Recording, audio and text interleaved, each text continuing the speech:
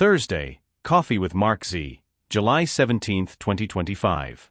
markz's note: please consider everything on this call my opinion.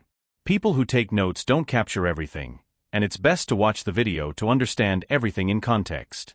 Be sure to consult a professional for any financial decisions. Member: good morning everyone. It's crazy how quiet everything is.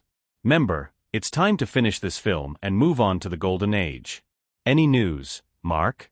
markz: today is a slow news day, but that gives us time to answer a few questions. markz: we're seeing some madness in the aggregation of professional sites with fluctuating fees and pairs. It's the pairs and pair fees that are truly unique. If they're accurate, we could be looking at a $5 fee or so. If they're accurate.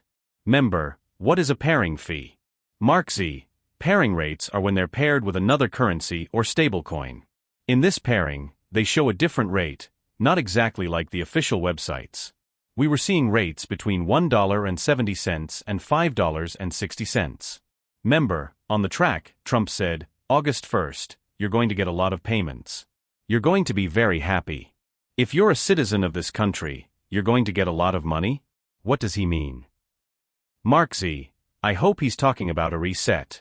I have some people in Washington, D.C., who watch this podcast regularly. And they told me, give Trump a few weeks and things will become clear and we'll be excited about the outcome. I hope that's true.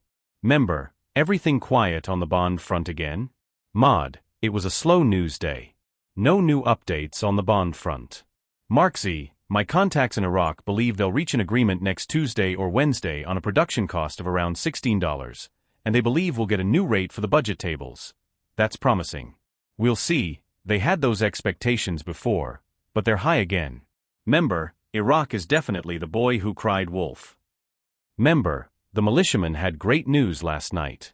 He thinks we're very close. Member: it's time for Sudani to stop worrying and publish the exchange rate for his own people first. And of course we're blessed for that too. Come on, Sudani. markz: Cabinet holds extraordinary session. There was a terrorist attack on an oil field. There was an extraordinary session chaired by Sudani. I'm not aware of the decisions made in this session. I don't have the details. Member: markz: Kurdistan's oil sector under attack. In 35 hours, 5 oil fields, including Taki, Peshkabur and Kermala, were hit by drones. The GRC claims the infrastructure suffered severe damage. Member: the Central Bank of Iraq revealed that only 11 of the 24 private commercial banks licensed to operate faced no punitive measures. 13 banks subject to sanctions. Member: have we been through this? The Iraqi government approved the Baghdad-Erbil Agreement and decided to release funds to pay the salaries of civil servants in the Kurdistan region. markz: I like this. Al-Firtusi, port revenues totaled over 630 billion dinars during the first half of this year. The road development project is being launched now. It's not yet completed, but experts say it could surpass the oil industry's revenue when completed. That's huge.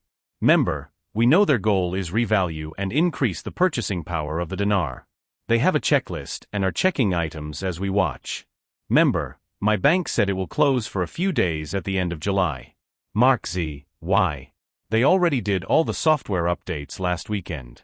Member: my bank will have an electronic shutdown from the 25th to the 28th. Member: I received an email from my bank saying they have a new system. Member: I think when this finally happens, we will all be in shock, to be honest. We've waited so long.